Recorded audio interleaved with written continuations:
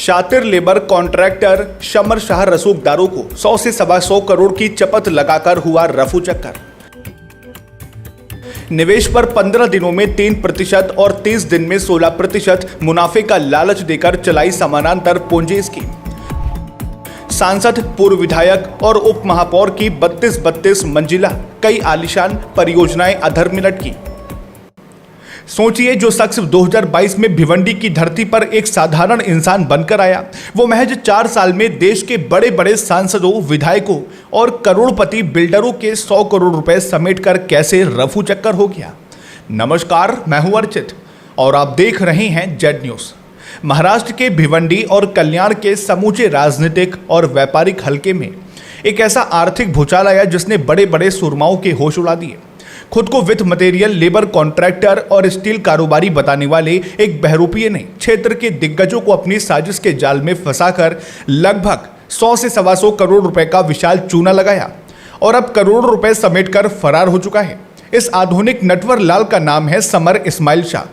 Summer Shah के गोरख धंधे की कार्य प्रणाली बेहद शातिर और अचूक थी। उसने निर्माण कार्य के साथ साथ स्टील व्यवसाय में भारी मुनाफे का प्रलोभन देकर एक पूंजी स्कीम चला रखी थी। यह निवेशकों को मात्र 15 दिनों में 3% और 30 दिनों में 16% के अविश्वसनीय लाभांश का लालच देता था। इस काल्पनिक और भारी भरकम मुनाफे के चक्कर में आकर क्षेत्र के कई रसूखदार निवेशक स्वेच्छा से इसके जाल में फंसते चले गए। सूत्रों के अनुसार इस बहरूपिये ने स्टील इन्वेस्टमेंट के नाम पर ही अकेले 50 करोड़ रुपए ऐंठे हैं। इस धोखाधड़ी के कारण आज भिवंडी, कल्याण और कोनगांव में कई गगनचुंबी इमारतें अधूरी खड़ी हैं। ये ठग 32 मंजिला विशाल परियोजनाओं का ठेका लेता था, जिनमें पूर्व विधायक गणपत गायकवाड़ जैसी राजनीतिक हस्तियों की परियोजनाएं शामिल बताई जा रही हैं।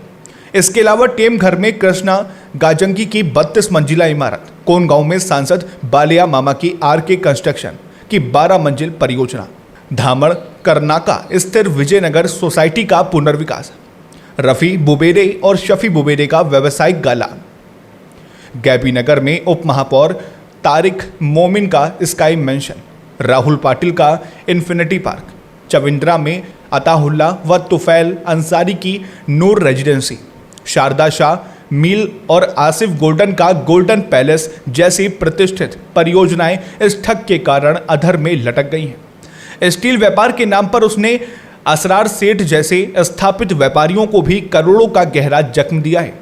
वर्ष 2022 में भिवंडी आने वाले इस साधारण व्यक्ति ने असलम मलिक और एक प्रॉपर्टीज के माध्यम से मरीना टावर में एक फ्लैट किराए पर लिया और प्रॉपर्टी डीलिंग के गुण सीखे।